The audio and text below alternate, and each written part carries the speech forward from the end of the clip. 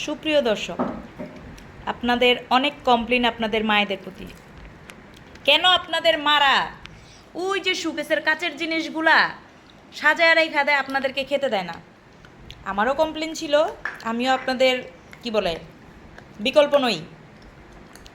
আমি সেই প্রথাকে ভাঙার জন্য আমি আমার ছেলেদেরকে এই যে দেখুন মাটির ডিনার সেটের মাটির প্লেট নামিয়ে সুন্দর করে তাদেরকে এটাতে খাওয়াই, ঠিক আছে? তারপরে কাচের গ্লাসে পানি খাওয়াই। এখন বুঝিতে পারিয়াছি যে কি জন্য আমাদের মায়েরা আমাদেরকে আমাদের মায়ের শখের জিনিসে আমাদেরকে খাবার দিত না। দেখেছেন? এই যে দেখেন, কিছুদিন আগেই কিনেছি, আপনারাও ব্লগে দেখেছেন, ভিডিওতে দেখেছেন। এটা কে ভেঙেছে? গর্বের সাথে বলেছে যাবের, গর্বের সাথে।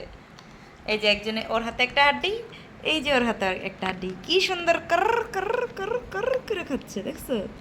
হ্যাঁ, কি মজা। বাবা এটা কে ভেঙেছে?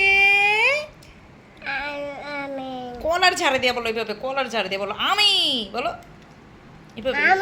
ওরে বাবা রে বাবা রে, দেখেছেন? আমি এই প্রথা ভেঙে কি উপকার করলাম না অপকার করলাম বলেন? এত সুন্দর আমার গ্লাসের সেটটা, হ্যাঁ সেই দিন আমি আনছি গ্লাসের সেটটা 850 টাকা দিয়া। এই যে গ্লাসের সেট দেখছেন, এই যে ভেঙে ফেলছে। এই যে এই কারণে এখন আমি বুঝতে পারছি, এখন আমি মা হয়ে বুঝতে পারতেছি যে কেন আমাদের মায়েরা সুকেসের নতুন কোনো কিছুতে আমাদেরকে খাবার দিত না।